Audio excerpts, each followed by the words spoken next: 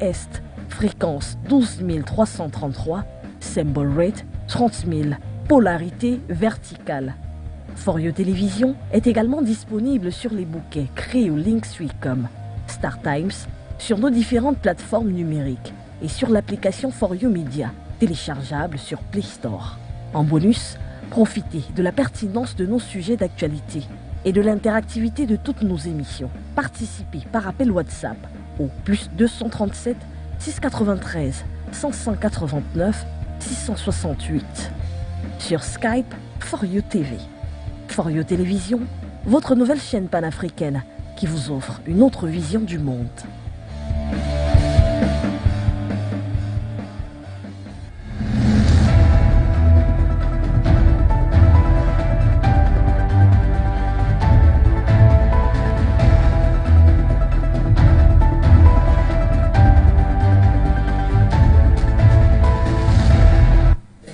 On our health page, the African Center for Disease Control and Prevention, Africa CDC, says the continent's 1.3 billion people still do not have a single dose of the monkeypox vaccine, and discussions are underway. Equally in Cameroon, the government of the country has dismissed over 1,000 student military officials in its latest recruitment process due to fake certificates. Hello Africa and the world, this is the 6 p.m. primetime newscast over For You television with Minjix Nabise for presentation. To kick off today's newscast, we shall talk to you about health. On the African continent, we are calling to the Africa Center for Disease Control, Africa CDC. The continent of 1.3 billion people still does not have a single dose of the monkeypox vaccine, a critical situation where discussions are actually underway with at least 2 partners involved. Forth so with the rest of that story. More monkeypox deaths have been reported on the African continent this year than anywhere in the world. The African Center for Disease Control and Prevention, CDC, says the continent lacks enough diagnostic resources for thorough testing. Ahmed Ogwell, director of CDC. When we look at the African continent, we see that cumulatively from the beginning of this year, we have documented 2,947 cases in 11 African countries, with a case fatality rate of 3.5%, having reported 104 deaths during this period. The African Public Health Agency says the continent of 1.3 billion people still does not have a single dose of monkeypox vaccine, but discussions were on the way with at least 2 partners. To date, there are no vaccines that we have received as Africa for monkeypox, though we continue to engage with relevant institutions and our partners across the world to try and get monkeypox vaccines here to the continent. Clinical trials is on the way in Congo for a vaccine Genius that is under emergency use authorization. The 2-dose vaccine is considered the main medical weapon against the disease, but its availability is limited. We leave from one topic to the next to take you to Somalia, where over 1 million Somalians have been displaced from their homes in the country due to drought. The country is facing the worst drought in more than 40 years after 4 failed rainy seasons in recent years, leaving crops and livestock damaged. Details with Mwanze Joyogo. According to the UN Refugee Agency and the Norwegian Refugee Council, about 1 million Somalians have fled their homes due to droughts. Somalia and its neighbors in the Horn of Africa, including Ethiopia and Kenya, are facing the worst drought in more than 40 years after 4 failed rainy seasons that have ravaged crops and livestock. The number of people facing crisis hunger levels in Somalia is expected to rise from 5 million to more than 7 million in the coming months, worsened by climate change and rising food prices. According to Mohamed Abdi, the country's Norwegian Refugee Council director, due to starvation, many families are forced to leave everything behind as there is no food left in the villages. Conflict-torn Somalia is particularly ill-equipped to cope with the situation, with a grinding Islamist insurgency limiting humanitarian access to parts of the country. Egypt's cabinet on Thursday, August 11, 2022 approved a plan to ration electricity in order to save natural gas that it would divert to the export market so as to generate foreign currency. Take a listen to this report. Egypt's cabinet has approved a plan to ration electricity supply to save natural gas that it would divert to the export market in order to generate foreign currency, it announced on Thursday, August 11. In recent times, Egypt has suffered from an acute foreign currency shortage since Russia's February invasion of Ukraine, which escalated global commodity prices, led to the collapse of tourism from the two countries, and skyrocketed the cost of borrowing. Under the draft plan, according to the cabinet, shops and malls will have to limit the use of strong lights and keep their air conditioning at no cooler than 25 degrees Celsius.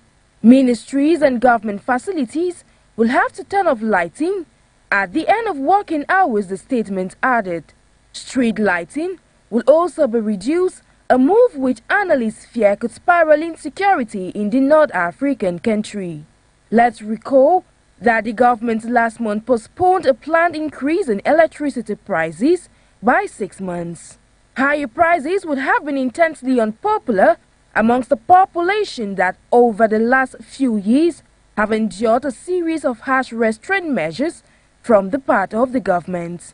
Earlier this week, Prime Minister Mustafa Madbouli said the government hoped to reduce the amount of gas used to generate electricity by 15%. He highlighted that domestic power plants bought the natural gas at 1/10 the price it would fetch on international markets. Europe has been seeking alternative sources of gas to curb its reliance on Russian gas as the war in Ukraine escalates. Some time ago, Dr. Akuwami at the scene of the African Development Bank urged African countries to take that to their advantage, and Nigeria took the golden opportunity. Now Egypt is on the list.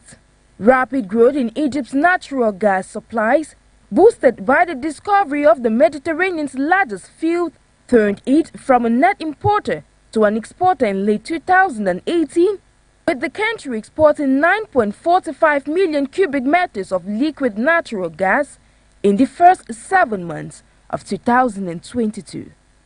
We stay in North Africa, where thousands of Sudanese took to the streets on August 11 to protest for better living conditions and an end to the transitional government in place, as Sudan has been ruled by military government for 53 years. Details on this report compared to us by Mwanze Joyogo. A large number of Sudanese demonstrators took to the streets of the capital city, Khartoum, on August 11 to demand better living conditions and an end to the present transitional government in place. Few weeks back, Army Chief Abdel Fattah Burhan communicated to the public that the military government in place will soon step aside and make way for a civilian government. However, many civilians view it as a ploy. I see these initiatives as trying to divert people away from the effort that the resistance committees have been doing throughout these past months. The committees have put together charters, even committees in the regions. The main solution is for all political forces to gather around the charters prepared by the committees, support it, and the committees become the leaders of any initiative to go forward. Any of these initiatives does not represent us as resistance committees in any way. We put these people in the lead to bring us justice, and none of them did, and we will only bring justice through the streets. Recently, Mohamed Hamdan Daglo, the deputy army chief, revealed that last October's coup had failed to bring about a change in Sudan. Military crackdowns on weekly protests have so far killed 116 people, according to pro-democracy medics.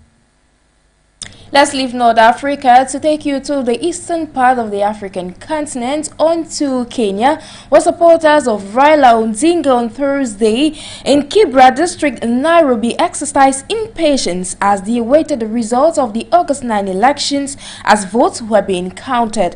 Details are with our student journalist Ewane Epole.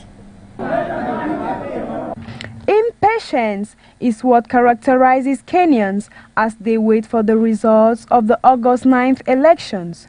The Electoral Commission has published the minutes of the polling station that it has counted in drips and drops, and with each announcement, the supporters of the two main candidates, Raila Odinga and William Ruto, project themselves. Raila Odinga's Orange Democratic Movement (ODM) candidate, Peter Orero, on Thursday 11, 2022, was elected Member of the Parliament for Kibra constituency, southwest of Nairobi. At the main ballot sorting center, Peter Orero declares that he will not let down his guards, for it is his duty to go and protect these votes at the Bomas of Kenya. So it is my duty to go and protect his votes at Bomas of Kenya. We don't want any monkey business at the Bomas of Kenya. That is why the Kibra people are going to see his votes being tallied at Bomas of Kenya. He added that they don't want any scheming around. As such, people of Kibra are going to have their votes counted in their center. Authorities report that about 18,000 local and international observers will be deployed in the territory to monitor the count of votes.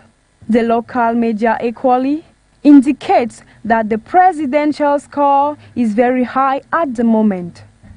However, voters are worried and full of hopes. Such is the case of one of the sympathizers of Raila Odinga, who thinks the country will be internationally prosperous if Mr. Raila emerges to power as president. In the aftermath of these elections, for which Kenyans were voting for their local representatives, members of parliament and presidents, Kenyans were warned by observers and human rights groups against the increase of false information disseminated on social media. The Commission has until August 15th to announce the final results. Thank you, Ewane Epole, for that report. From one region to the next, we leave East Africa to take you to Central Africa, precisely Cameroon, where the government of the country has announced its dismissal of over 1,000 student military officials in its last recruitment process. Our reporter Tekewana in the upcoming report says this move is a clear indication that the government of the country and the military corps is indeed a very safe garden as well as a discipline unit. His report. There is growing love and admiration in the defense and security profession in Cameroon over the years, simply because of the amount of respect the corps commands in the society, and not usually the genuine love to serve the fatherland, though usually more than the required number to be recruited, doubles and even triples. For example, in the exercise of the recruitment of 2,000 commandos into the Rapid Intervention Battalion B, a total of 12,000 candidates were registered, and for the recruitment into the military from the rank of cadet officers at EMIA, close to 122,000 Cameroonians got registered into the contest for a spot in the corps against just 13,000 places. Such patriotism is quite encouraging but dangerous and questionable in the military ethics and governance in Cameroon. However, the army has for over the years established for herself an age-old reputation and tradition built on exemplary behavior. It explains why most of Cameroon's finest roads and structures are built by the military engineering corps, talk less of its health services in the country, which unarguably, till date, has got no rival. Nonetheless, for the state to maintain the same momentum, it will be therefore unfair and detrimental for the same army to entrust the protection of our population and their properties, as well as the preservation of the national integrity of the nation, in the hands of cheats and persons of doubtful character. By fishing out over 1,000 candidates, with fake certificates in its competitive entrance examination process, it is a clear indication that officials in the defense and security spectrum in the country are poised to render the recruitment process in the core a more degree of credibility where nothing is left to chance to avoid a situation of garbage in, garbage out. It is therefore a testimony that the military corps in Cameroon is determined like never before as a disciplined and safeguarding unit, ready to serve the nation at all times with dignity and loyalty.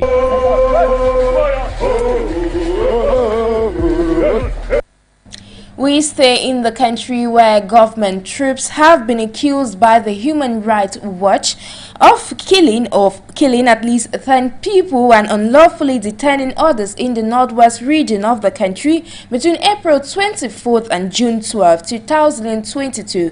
Find out the government's reaction to these allegations in the detailed report compared to us by Moni Manu.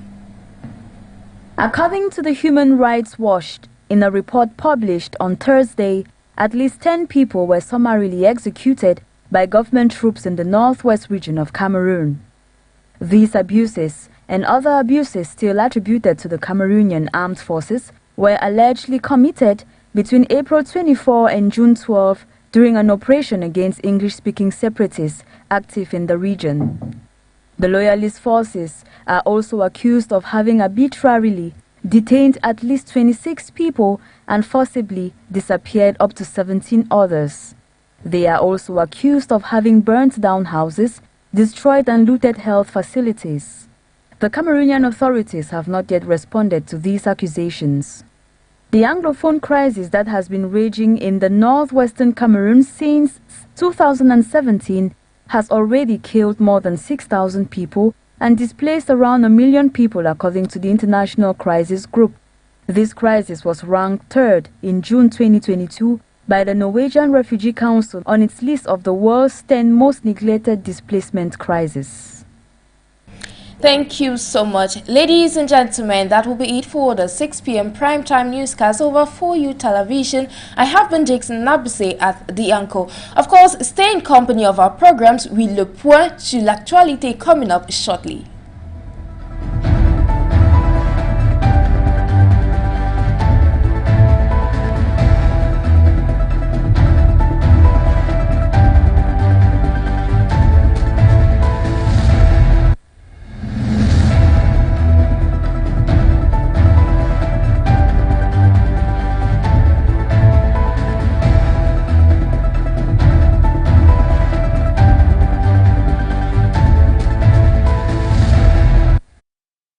Qui cherche la paix ne se lasse jamais. La paix et la réconciliation nationale ont des prix et des sacrifices à consentir. Le